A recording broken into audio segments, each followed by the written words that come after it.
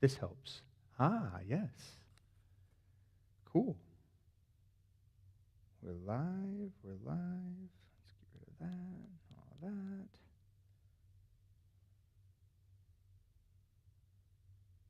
I promised that I would at least have YouTube on in case somebody asked a question, so probably got to make good on my promise at least to look down by the end of it and say, somebody asked a question. But given the fact that I'm the only viewer, it probably won't be so bad.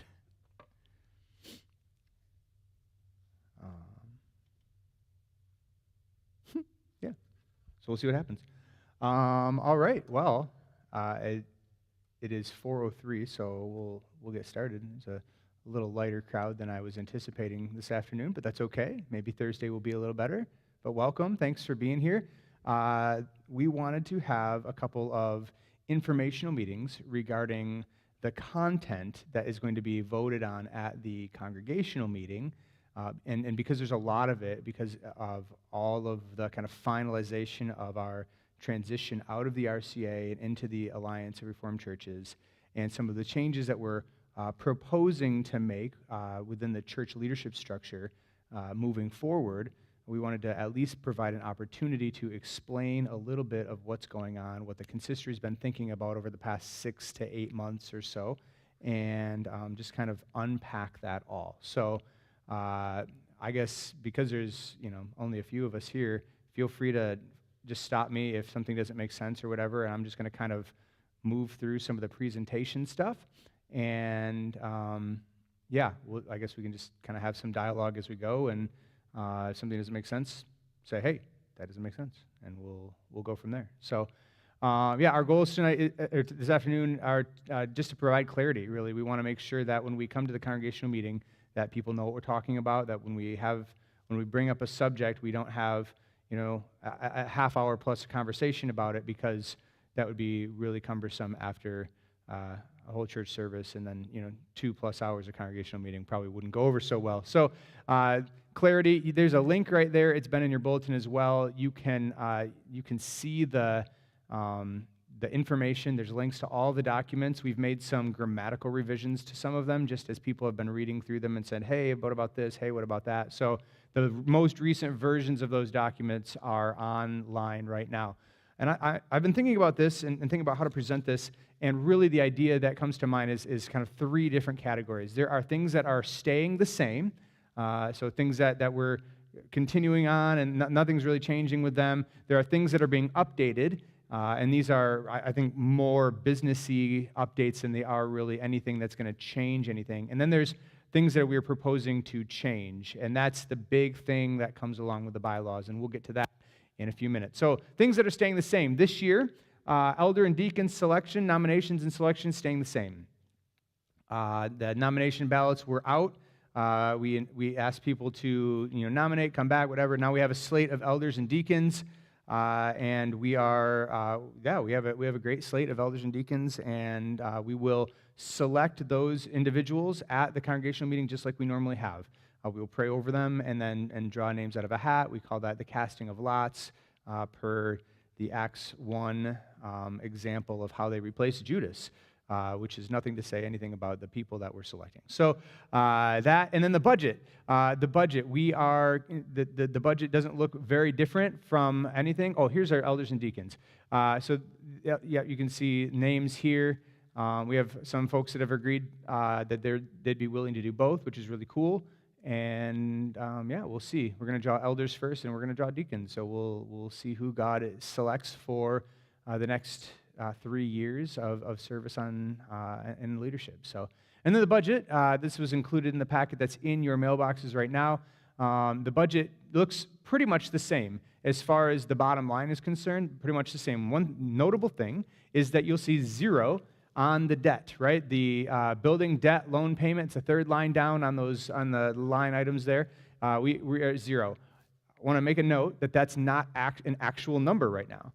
Right now, our debt is at $83,000 and some change.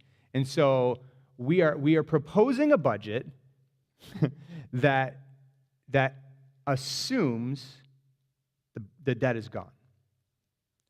And to be fair, I have to say that currently the debt's not gone. So we have 2 months to finish eliminating the debt. I think we're going to do it. God's been doing some really amazing things, and it's been so awesome to see how fast that number has ticked down, especially in the last 3 months or so. If at some point in time we get to the end of the year and we say, oh, wow, we actually still have $20,000 of debt left, then what we would do is repurpose the capital improvement fund, which we are adding back into the budget this year. We would use that first to pay actual debt payments, and then if we had to, we would go into the outreach, which is the other major beneficiary of receiving funds from the debt, not having that debt line anymore. So capital improvement first, outreach ministry second. That would total over $30,000, which should be more than enough to pay off our debt by that point in time. So that's how it would work. Sort of an amended budget, but that's how it would work. Anyways, you can see what we did is we rolled that money back into ministry purposes, and the bottom line is about $1,000 less than what it was last year. So good stuff. So these lights, I don't know. That one just likes to be seen. That one just really likes to be seen. So the other thing, the second category, things that are being updated.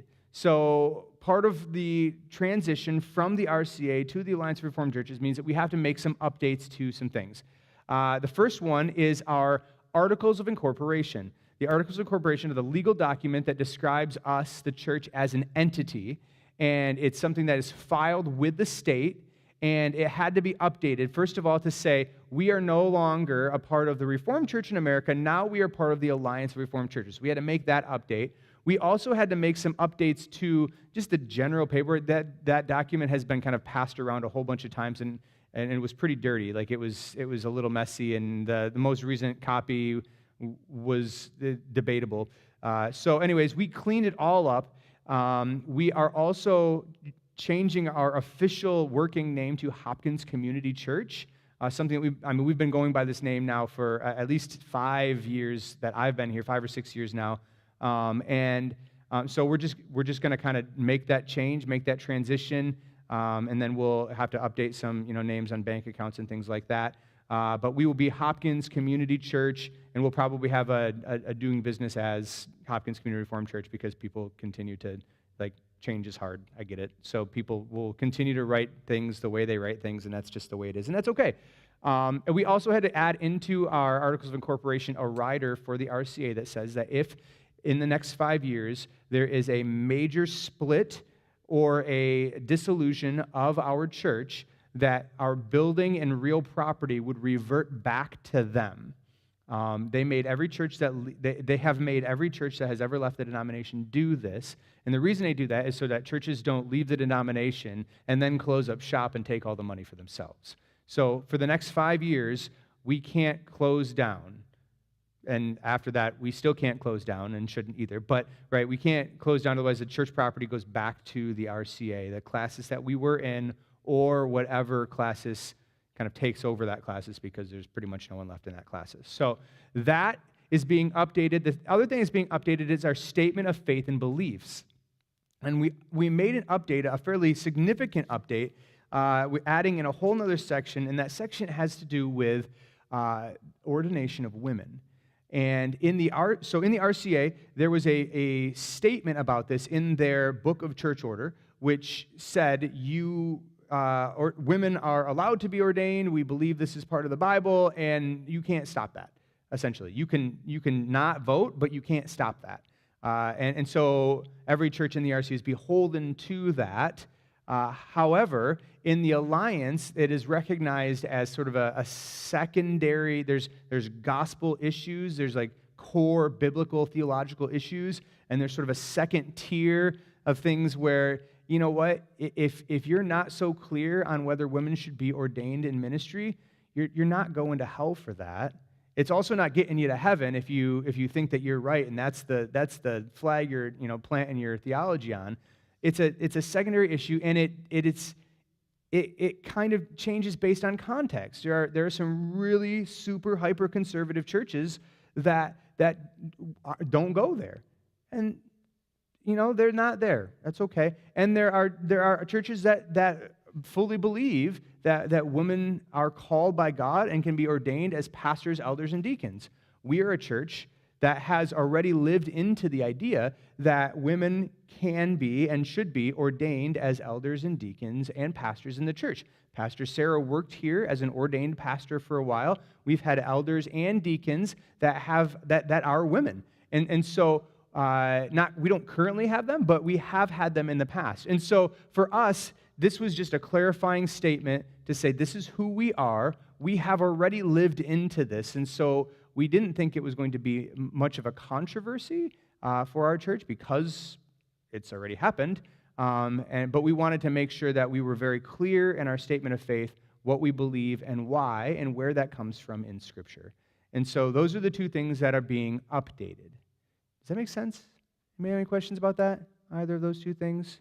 The Articles of Incorporation, thrilling read, highly recommended for your nighttime reading. Put you right to sleep.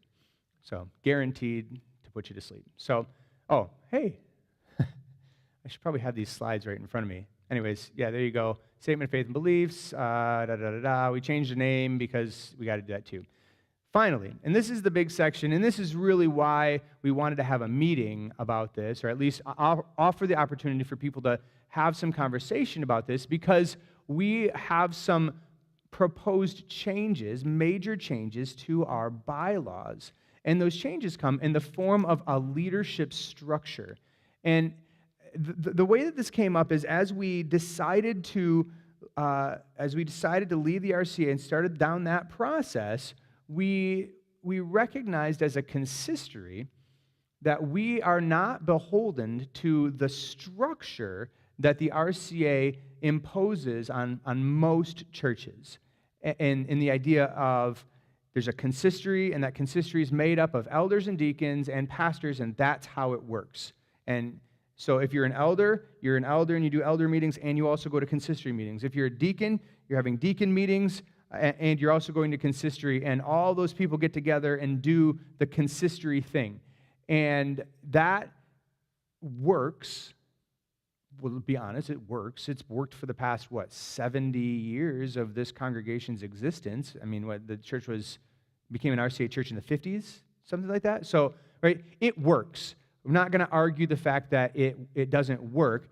We started asking the question, if we are moving in this transition right now, and there isn't the stipulation of how we have to do it, is there a better way to structure our leadership that would essentially allow for greater participation, and the participation where people's gifts are being utilized in a good and efficient and healthy way, without forcing people into situations or meetings or whatever that they didn't necessarily want to be in or aren't gifted to even be in. And so that's what we started to think about, and that's what this is really about. The leadership structure change and the bylaw change go hand in hand, because our bylaws are the things that essentially delineate how our leadership is structured and run.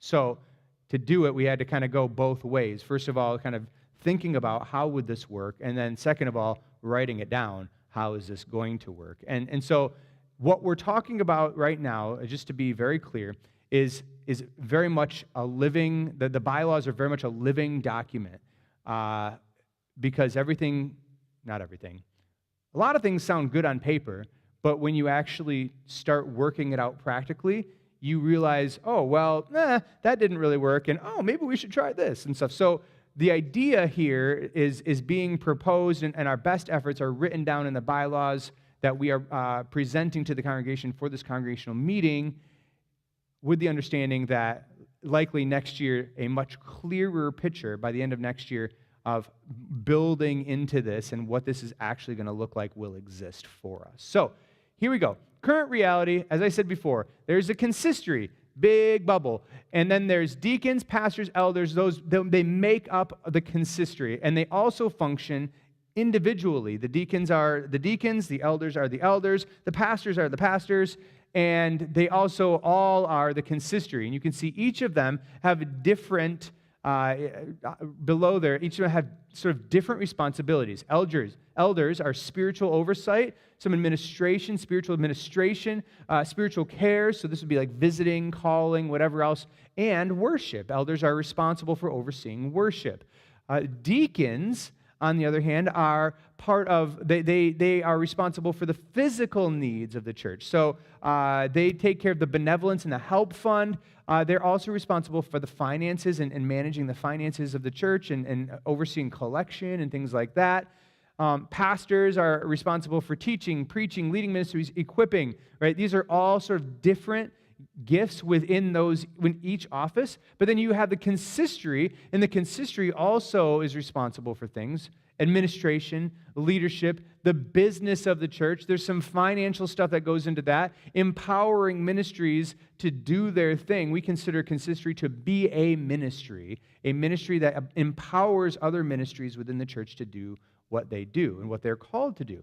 So all of that kind of gets combined into one big thing, which we call the consistory. There's a very specific commitment that goes into this. The elders and deacons are fulfilling their various offices, so elders stuff and deacon stuff, but also consistory stuff as well. And they fill those roles regardless of gifting right now. So we like to think, and I do truly believe that everybody that's on consistory right now is called to be on consistory, and their voice is important. And we actually work on that in our consistory meetings. However, we also recognize that everybody that's on consistory has different gifts, and not all of them are the gift of meeting, right? Going to meetings in general, or sort of the businessy leadership, like making those kind of decisions. We have a lot of people on consistory that have the gift of helping. They want to help. They'd give the shirt off their back to help people with something. But then you start talking about business and leadership and things like that, and it's like, oh, here we go. It's an energy-sapping situation. Not everybody loves those kind of things. It's so crazy. I don't get it, but not everybody loves meetings. So that is referenced by our 10, 11 people here right now, 9, right? And a few people online. Not everybody loves meetings, and that's okay. We understand that. Consistory is doing all of the work and attending all of the meetings too. So if you're an elder or deacon, you're doing at least one meeting a month, maybe 2. If you're an elder, you've been an elder, right? And our elder, we have an elder meeting for an hour and a half, and then we have a consistory meeting following that for at least 2 hours. It becomes a really long night. And if you're not really geared towards meetings, if you're an elder and you're really good at spiritual care, you love calling people, you love sitting down with people, you want to connect with people, but you have to go to 4 hours of meetings at least once a month, you're going, ugh, right? We're sapping energy from people who want to care for people, but we make them go to meetings instead. So, does it work? Sure. We'll admit, the church hasn't folded yet because of the consistory, right? The consistory has functioned. It's functioned well. We get our business done. We keep the church going. You know, like all churches, it's a little slow at times, and we probably like to move faster, but it does work. But the question is there a better option? And that's what we considered. And the answer is possibly, right? This is our proposal for what we think could be a better option. And we think it could be done based on gifting rather than based on just a general election of people and hoping that everybody can stomach the meetings on a regular basis. And truly, I actually think that this is the way that we're trying to think about this and the way that we're trying to set this up is more biblical, right? In Acts, the apostles are teaching, and then they're getting requests for help and food, and there's complaints that are going on because so-and-so didn't get enough food, and this group didn't get enough food, and we're not worried. And so what do? They discerned people with certain gifts. They selected them, they prayed over them, and they sent them on their way and said, you guys take care of this because our gifts are for teaching and sharing the gospel. And And so the first deacons were born out of that moment, and those 7 people, which included Stephen, who got himself stoned, but it's another story for another time, right? They went off and did the sort of benevolence, physical helping, right? They were the hands and feet of Christ who were delivering food and all of those things. So that's the idea. And so what would this look like, right? This is the beginning of our proposal. The first thing is to recognize that there is a difference between the 3 offices of ministry. We call them offices of ministry: deacons, pastors, and elders. There is a differentiation between those 3. And we also recognize that there are actually different roles within the office of elder and within the office of deacon. That that those different roles actually encompass different spiritual gifting. So deacons are responsible for the physical care for people and for the church in general, and responsible for finances. I know a lot of finance people that are really administratively minded and are really numbers people, but don't really have the gift of like going out and building something for someone, or like, so-and-so needs a ramp or something for their house because it's broken, and they're like, I can find you the money, but I'm not, the gift isn't there for that. The same is true for elders. I know a lot of elders. We actually have a ton of people in this church who are really, really, really great at caring for other people. It's something that I think this church does really well. We have people who are doing elder things, who go and visit the sick, who go and call. When somebody has a surgery, they go and they check up on them. They make a phone call. They go and visit our shut-ins, and they do it on a very regular basis. And they tell me about it often, actually. And that's good. They're doing elder things. And they're not elders. And they're not incorporated into the ministry of the church. It's kind of happening naturally, which is great.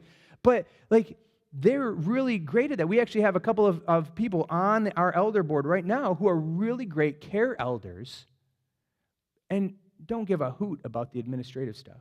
They're there, and they'll do it because they're there, and they've agreed to, and they fulfill the commitment. But the reality is that's actually energy sucking for them, not life-giving, because it's outside of their gift set, right? And we also have 2 elders, at least, I think, on our elder board right now, who are great oversight elders or administrative elders. They love to talk about big picture stuff. They love to talk about like curriculum and talk about like where we are theologically, and so they love to do that sort of thing, and they're really good at it. But they don't, making a phone call for them is like, oh, great, I got to make a phone call again. Like, it's hard. It's hard, and it's a matter of gifting. And in the recognition of 1 Corinthians 12 that says, right, there's one body with many members, not all are eyes, not all are ears. The hand cannot say to the eye, because I'm not an eye, I don't need you, right? No, every member matters. And when all of the members are working within their gifts and doing what they do, well, the body is edified, it's built up, and ministry happens in a much, much stronger way. So the idea would be then, let's encourage people to get involved and use their gifts for specific ministry and leadership purposes. So we would have deacons, elders, pastors. And why would we have them? Because the Bible lays them out. This is a natural structure. It's been the case in the church for the past 2,000 years. Elders, deacons, pastors, it's always kind of been that way. And so we want to acknowledge that this is what the Bible says about ministry within the church. But we also recognize now, especially in 2022, that the church also has business functions. It's just, we're an organization. We exist in a town. We exist in a state. We exist in a country. We have finances, and we have a lot of things that are businessy type stuff. We also have a lot of mission and vision stuff that we talk about, that kind of high level, future planning and thinking. And we also want to, well, hold on. So we have these things, and we want to make sure that we have a general structure and a group of people who are addressing those things. And so this is our proposal essentially is to say, we're going to take away the idea of the consistory. So if we can set that aside for a minute, because in general, it's kind of analogous. The board of directors that we're proposing and the consistory have similar functions, but also not, because we're taking some of those things and putting them with the elders and deacons where they belong. And the board of directors then would be sort of the business governance group of the church. They would also be an accountability group for the elders, the deacons, and the pastors. And but we want to take away the idea of consistory, because consistory comes packed with everything that we've been used to for the past 70 years, and say, let's set that aside for a second and kind of redistribute the work within the giftings and then the board of directors. So the board of directors would be responsible for the oversight of Hopkins Community Church as an organization. They would also be overseeing the staff. They would take on the business work of the consistory that the consistory had been doing, making any sort of kind of business decisions and whatever else, thinking about mission, vision, and that sort of thing. And they would also serve as an accountability body for the elders, the deacons, and the pastors. So care deacons, care elders, you go out and you help somebody. Wait, deacons are over here. So deacons are over here. So the deacons, right, the deacons would go out and help someone, and then we would receive a report from them saying, hey, we went and did this, and that report would go to the board of directors, so the board of directors knows what's going on. And there'd be a regular update. Hey, this is what our benevolence fund looks like. This is how we've used it this month. And that update then would become part of the minutes, and it could also become part of the communication for the church so that we can celebrate together when we're helping people, because that's important. We should do that. Right? The finance deacons, in the same way, they would be a body unto themselves that would work on finance. They would oversee collection. They would also work alongside Kathy as far as budget stuff, and we were talking about audits because we haven't done an audit in a while and things like that. Like there's stuff that they would handle, right? Things that our current deacons, I think I can kind of speak for our current deacons. Our current deacons are like, I don't want to do that.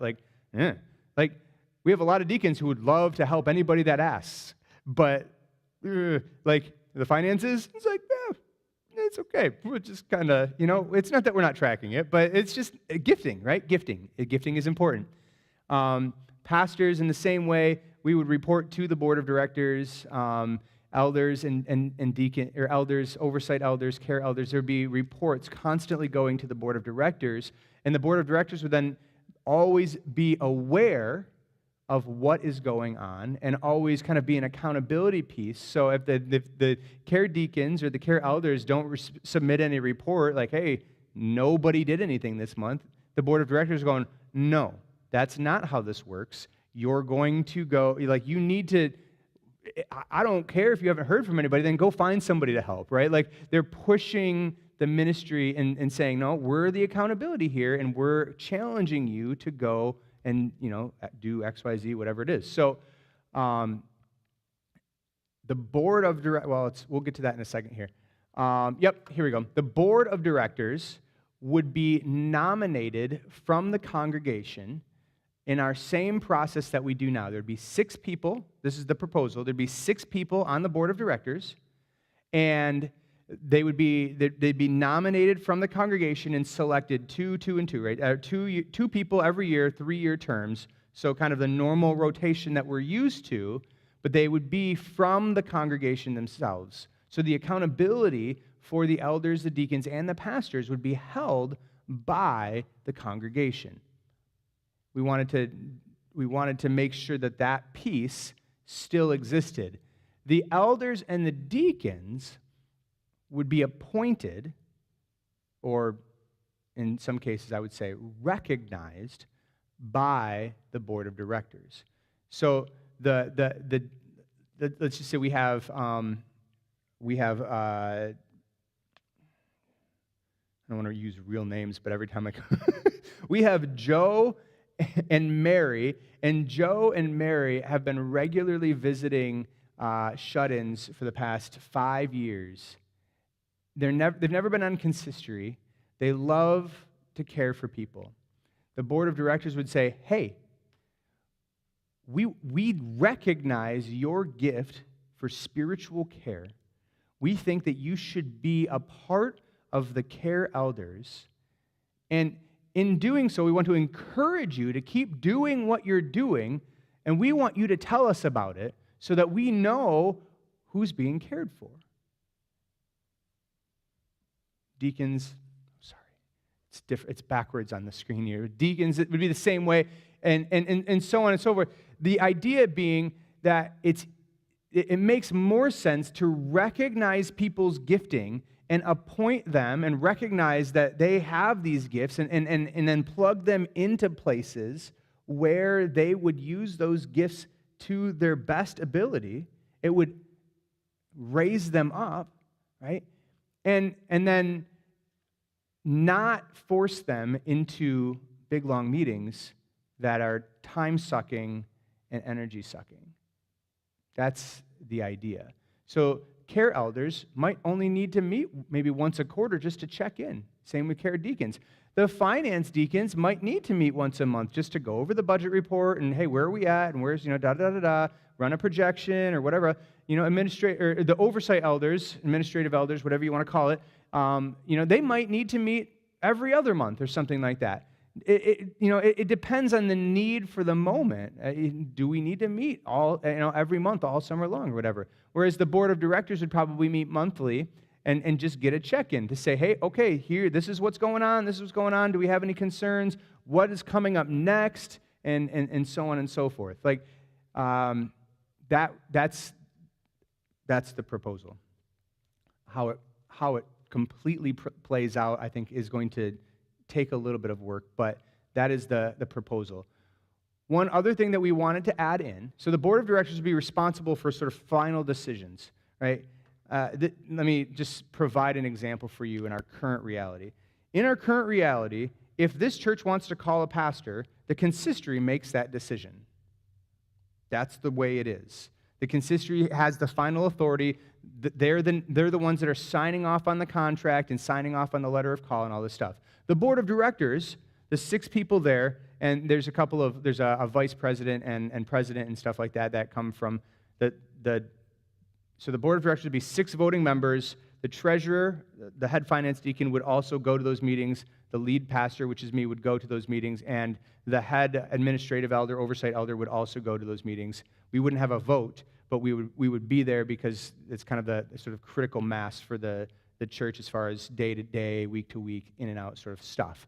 So the board of directors would have these final decisions. If this church was going to call a pastor, the board of directors would make that final decision.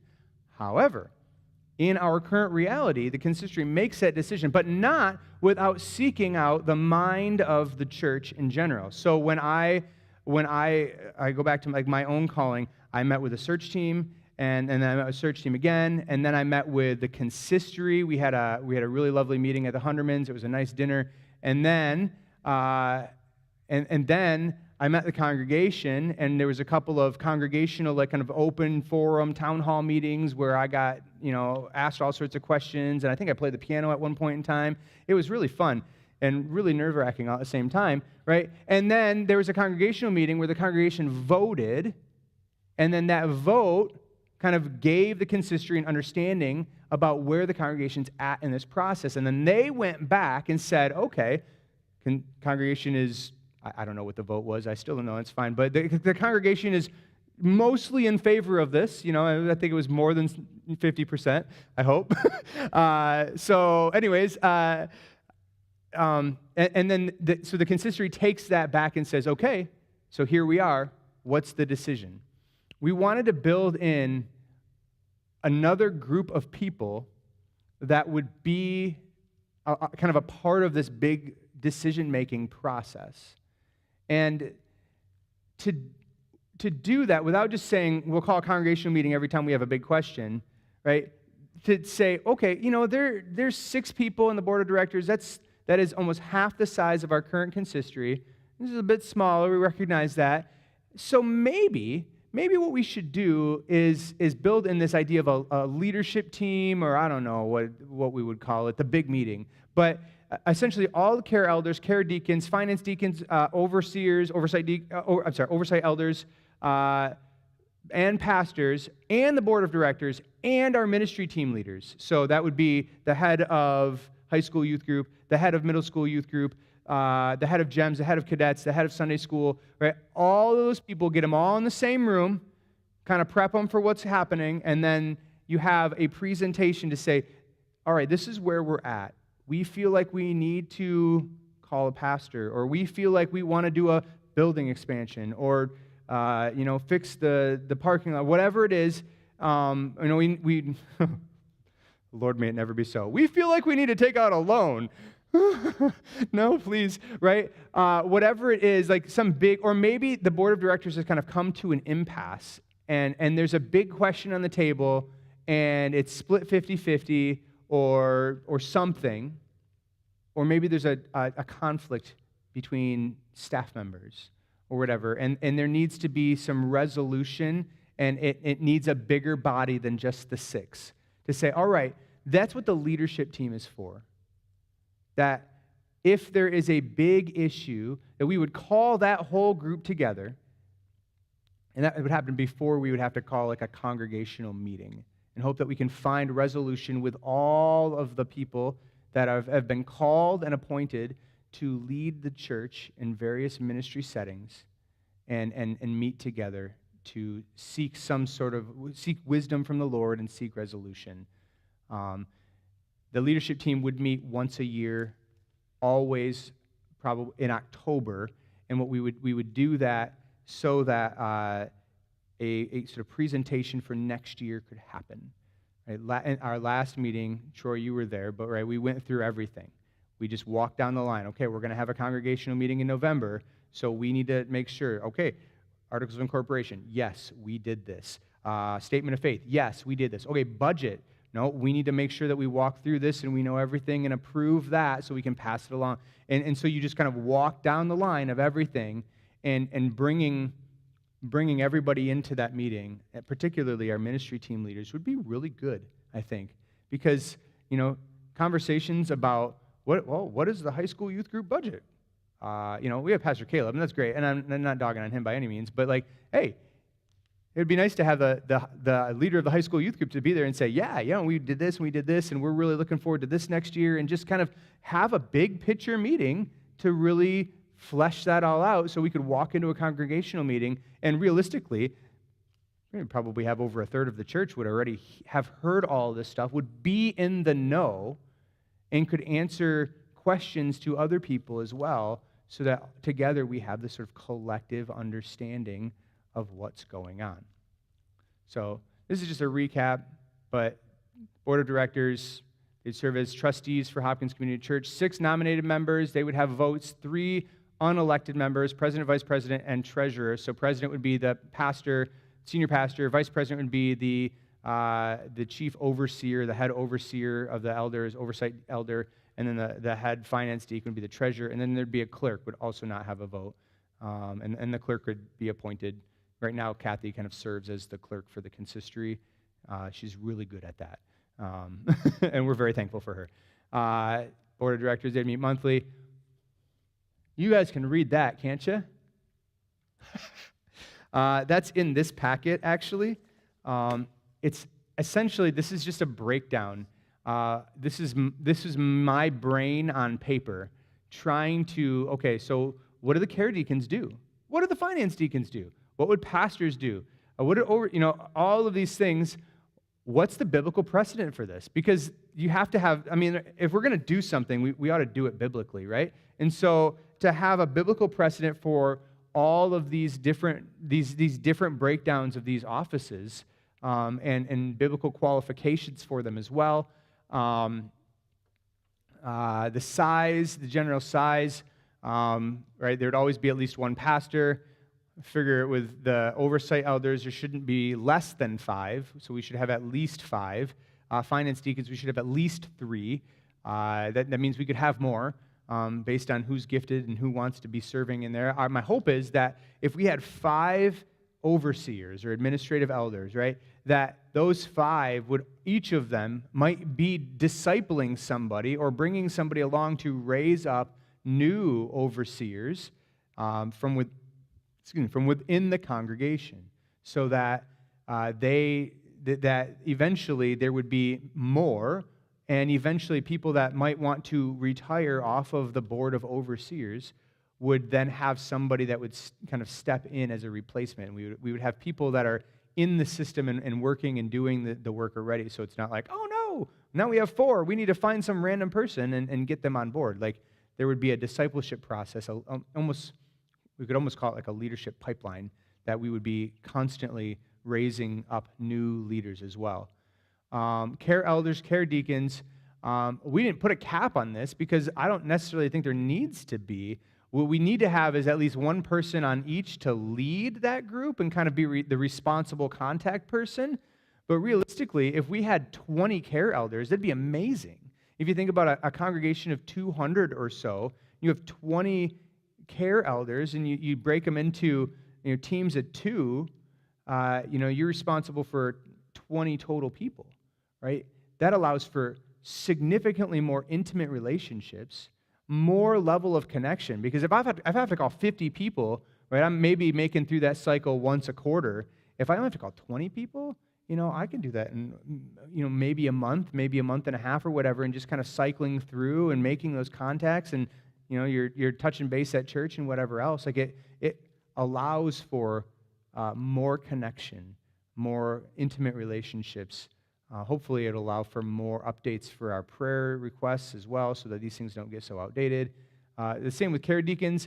I don't think there needs to be a limit on it. What we'd like to see is a lot of people with varied gifts that can help when help is needed, so that if a request comes in, it goes through our head care deacon, and they know it's like, well, Troy, you're here, so this is a plumbing request. I'm going to talk to Troy or to Raj, right? Like, you can send it out to, 1 or 2 people and say, hey, I got an electrical thing. Brad, or, whoever, like, hey, Jason Reed, we have this request. We need somebody to take care of this. We have the benevolence funds. You just go buy the stuff, and we'll buy the stuff. You get it taken care of, whatever it is. So, again, I don't think that those things need to be limited. There's a method of appointment. I think recommendations are a big deal. Making sure that the people that are appointed to these positions fill out the biblical qualifications, right? Obviously, none of us are perfect. I get that. But in general, wanting to kind of fill the biblical qualifications for elders and deacons, and then also have the gift set to go along with that as well. One thing that changes with elders and deacons, and this is the kind of a bigger deal, is that we didn't actually put a cap on length of service. And this is different. Our board of directors will turn over regularly. There'll be new folks that get elected, selected into that every year, but our elders and deacons, we didn't put a cap on that, because truly, and hear me out for a second, if we believe that God calls people into ministry, we also have to believe that God will let them know when their time is done. Right? The Holy Spirit does that. We believe this is true with pastors, even if you don't always agree with whether the pastor decides to do that or not, or maybe you celebrate it, I don't know, whatever, right? Like, the reality of pastors get called to places, and then they get called away from places. And don't read into that. I'm not dropping any hints here, right? But also to believe that if people are plugged in and using their gifts in a life-giving way, that they might be willing to give 4, 5, 6+ years into this one ministry because it's life-giving for them. And we also would say each year we're just going to have a check-in, almost like a check-in form to say, here, I can open that for you. We have a check-in kind of form thing to say, hey, it's been a year. You've been a care elder for 4 years now. How's it going? How are you feeling about that? You still feel called to this? You still enjoy, do you still feel like God has you here and He wants you here, or has He called you away? Are you feeling like you've done your thing, you've done your time, and the Holy Spirit's saying, okay, good job. It's time for a season of rest, or it's time for something else. And allow people to do their own discernment and discern within their relationship with Jesus through the Holy Spirit, and then bring that back. So whatever that form looks like, we don't have it yet, but whatever that form looks like, bring it back, and the board of directors would receive all these forms and say, okay, you know what? 18 of our 20 care elders are coming back next year. Do we want to try to figure out, if we want to replace the two? Or do we want to cycle through the names a little bit and make sure that everybody, just kind of disperse those few into the other care groups so that everybody's still getting cared for? But the board of directors would be responsible for making sure that happened. And they would be the ones that would receive those sort of reaffirmations, and they'd be the one to say, awesome, right? All 5 of our finance deacons are loving their job, they're loving being a part of this, and they want to keep going. Awesome, right? That sort of a trust in people's ability to discern for themselves what they're called to and for how long. So, and then finally, there's led by every one of those groups has a dedicated head. So somebody, apart from Jesus, right? Jesus is the head, but somebody who's the key contact point besides Jesus. Somebody that the board of directors, if there's a question for the care elders, the board of directors calls so-and-so, and they are the contact person, right? That's just kind of normal leadership stuff. So, and then there's some spiritual gifts there that we have laid out. Again, you can see that we call it like a visual aid for all of this. It looks kind of like this on the front, and you can kind of walk through it. There's a couple of them in the back. I apparently have 2 of them here. Then finally, the leadership team, we talked about this too, consists of all care elders, overseers, deacons, finance deacons, pastors, ministry team leaders, board members. Meets at least once a year in October.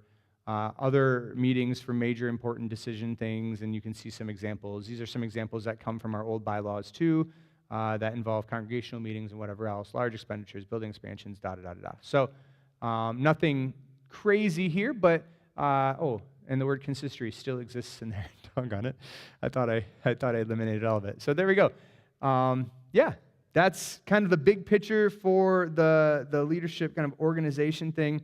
Our bylaws, which we didn't talk about it, but we did talk about it, because the bylaws essentially was our attempt at writing this down. And as it's taken about a half an hour to explain this verbally, right? We've tried for 3 months to just put it down on paper, recognizing that it's our best effort at this point, and we'll get there. We'll probably have to do another bylaw update next year, so 2023 congregational meeting, which will kind of have more of a finality to it as far as how things are functioning. So that's 50 minutes of me talking.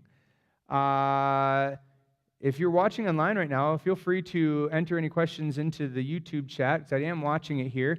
Do y'all have any questions? Anything that kind of pops out to you? Any concerns?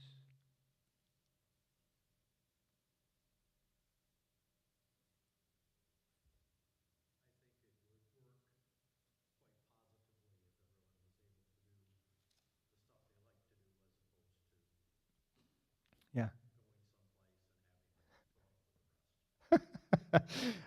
I agree. So Bob just said, if you're online, Bob said he thinks it would work quite positively if people could do what they want to do and not be forced to do all of the rest of the stuff too.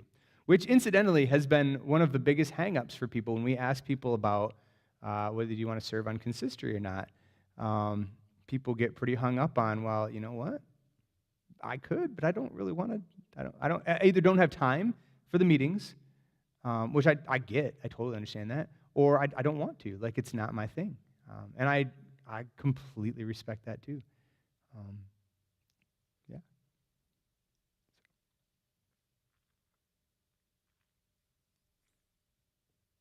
Okay. Other questions? Anything? Questions about not the leadership stuff, like the other things that we went through, budget or anything like that?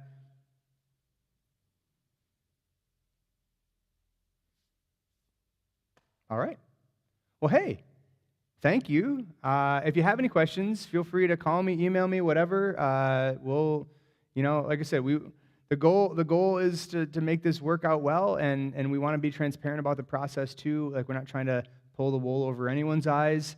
On the link right there, you can see I know there's a couple people watching online right now, and I know there's people that have already left for Florida.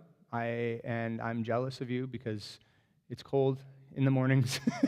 Although it's pretty nice right now. I mean, any day that it's almost 70 in October, November is a good day here in Michigan. But on that link right there, hopkinscreenchurch.net/congregational-meeting, the dash is very important, there is a link all the way at the bottom for an absentee ballot. Because we have done this every year. We want to make absentee ballots available. You can go on, you can click the link, and I think it'll take you to a page. It'll either say forms on it, so you click on that, or it'll take you right to it, and you can just go down, and it's very simple. Do you approve the revision of the bylaws? Do you approve the revision of the statement of faith? Do you, yes or no? They're just yes or no questions. Because at the congregational meeting, that's what we're going to do, is we're going to vote yes or no on these things. So that's the goal. And if you're not going to be able to be here, I would highly encourage you to just fill out the absentee ballot, and we'll make sure that your vote and your voice is heard and counted in this as we do all that. So good. Hey, cool. Thank you for coming tonight. Enjoy your evening. Have a blessed week. Yeah.